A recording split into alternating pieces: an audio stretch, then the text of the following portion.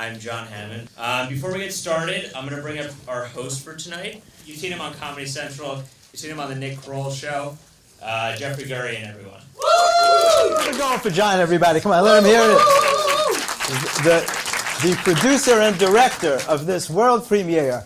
And how exciting is this? Give yourselves a hand for coming out tonight. Come on. I don't know if anybody told you this yet, but you're the most important people here. Because we tried this once without an audience. Fucking sucked.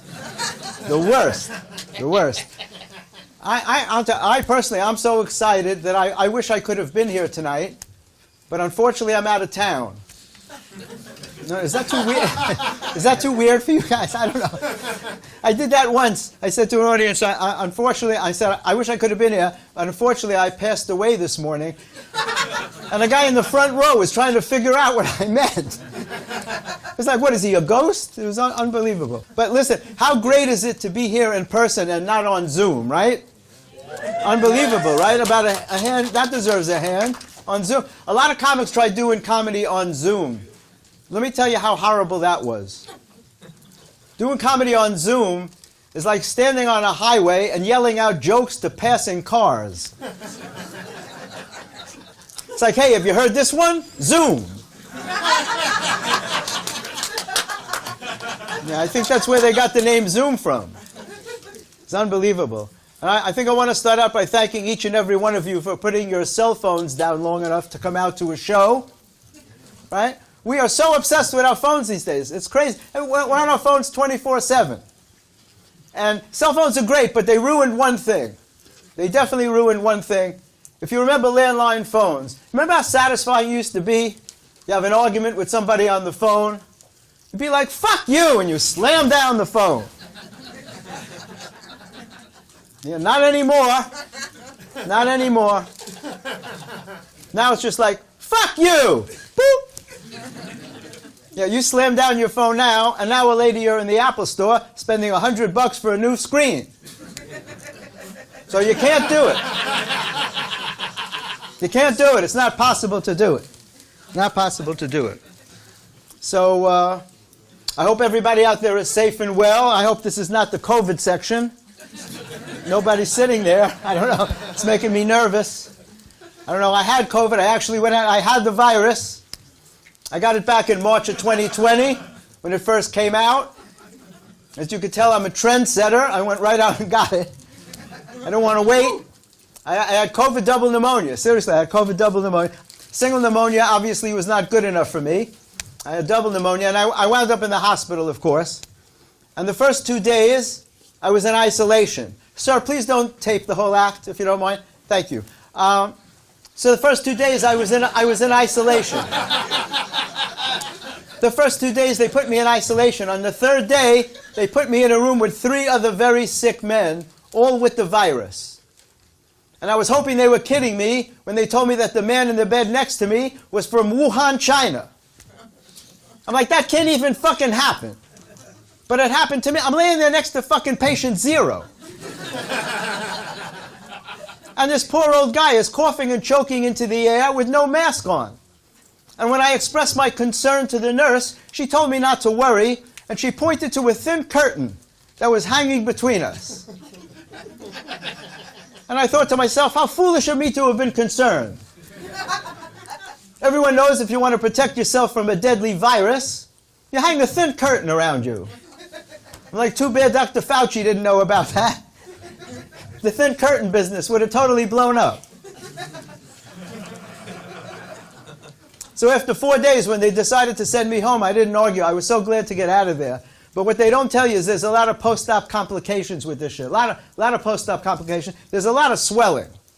A lot of swelling. So I ordered some compression socks.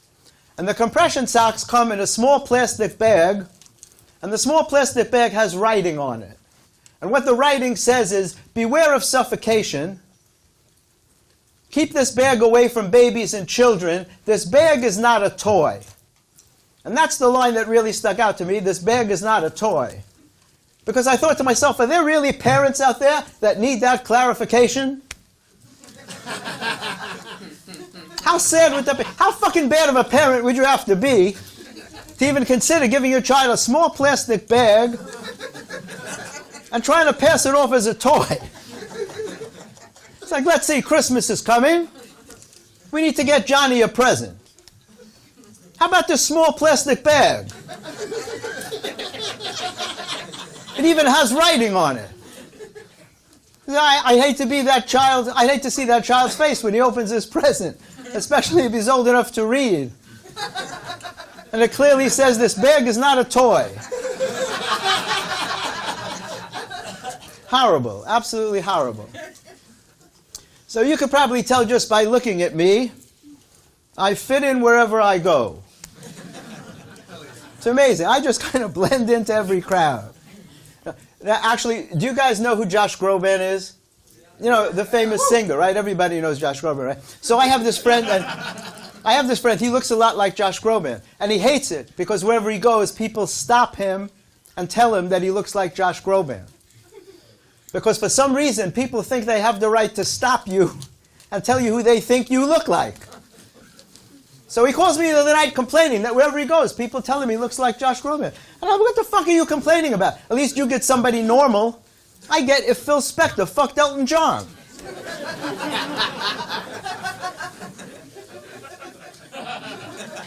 Which could actually happen, by the way. Now, it's so funny because people think it's funny if you know what you look like, right? And each and every one of you swears you know what you look like. But the truth is that you know what you look like to you. You want to know what you look like, ask somebody else to describe you. But if you really want to know what you look like, ask a little kid to describe you. Yeah, trust me, you'll want to fucking kill yourself.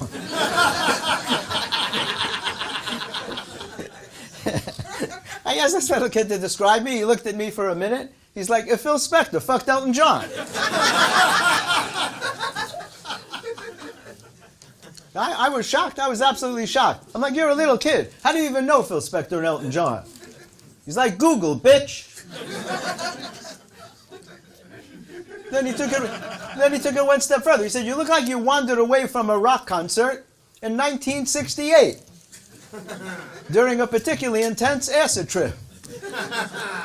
I was like, that's amazing, kid. You're only 1 year off. Yeah, it was 1969. It was during the Woodstock Festival. How could you possibly have known that? And he didn't answer me. And that's when I realized I had just made him up for the purpose of that joke. No, but it's true. We have no idea what we look like. Not a clue. And I have to admit, I'm as guilty as anyone else. Have any of you had the pleasure of being on the Manhattan subways when they're really crowded? You know how horrible that is, right? So I'm on the subway last week. It's the proverbial sardine can, not a seat to be had. This beautiful young girl taps me on the arm. I think she wants to meet me. She fucking offered me her seat. And I took it, too. Yeah, well, I had a long trip, and I'm not too proud. But men in general have no idea. They have no clue what they look like. No clue at all. And I'll tell you how I know. Every man, no matter what he looks like, packs condoms when he goes on vacation. Every guy is convinced that he's going to have sex while he's away. Who these sexually loose women are supposed to be, no one knows because no one's ever met one. Most of the time they come home with more condoms than they left with because they found a sale on condoms while they were away. Crazy, crazy. It's confusing, very confusing. But so many things confuse me. I don't know about you guys, but so many things confuse me. Like, don't you hate it when you wake up in the morning and you're really in the mood to vote and there's no election? What do you do in a case like that, right? How do you take away that urge to cast a ballot? Huh? You know that night we're supposed to turn your clocks ahead an hour at 2 a.m.? Yeah, what if you're supposed to meet somebody at 2 a.m.? What time do you show up? At 1:59, you're still a minute early. 1 minute later, you're an hour late. You can't do it. It's not possible to do it. So many things confuse me. It's like You know what confuses? You never see an infant that looks familiar to you. You never hear anybody say, you see that infant over there? I could swear I know him from somewhere. You never hear that. So many things confuse. You know what confuses me? The headbutt. The headbutt confuses me. How come only the guy receiving the headbutt gets hurt, and not the guy using his head like a fucking hammer? It's like, what is there, some secret agreement in the headbutt community that only one guy gets hurt at a time? Giving someone a headbutt makes no sense. It's like shooting yourself hoping to get the guy behind you. It's ridiculous. Ridiculous. So pants are important. I have no material on that. I just thought I'd let you know. Now, I do have material on that. I want to talk about ripped jeans for a minute. Ripped jeans. What the fuck is the story with ripped jeans? Now, why are jeans the only article of clothing that you could wear all ripped up and it's considered perfectly acceptable? Right? There is no other article of clothing that you could show up in such bad shape and get away with it.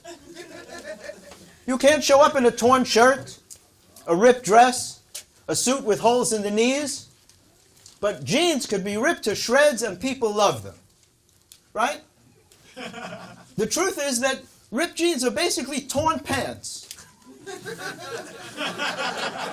They're torn pants. If you went into a store and you saw a sign that said sale torn pants, there's a good chance you wouldn't be interested. Right? Because torn pants sounds like it's an accident. Ripped jeans is on purpose. Right? So, it's really ridiculous when you think about it that you're wearing torn pants. Because there was a time in this country, if you fell down and tore your pants, you wouldn't leave the house. But if you're wearing ripped jeans, now it's time to go to the club. Designers are laughing their asses off because they're using less material and charging you more money because the more ripped they are, the more expensive they are. I saw a girl last week just wearing pockets. That's all that was left. Both legs were completely gone, just pockets. $1,000. Poor people can never wear ripped jeans. They can't afford them.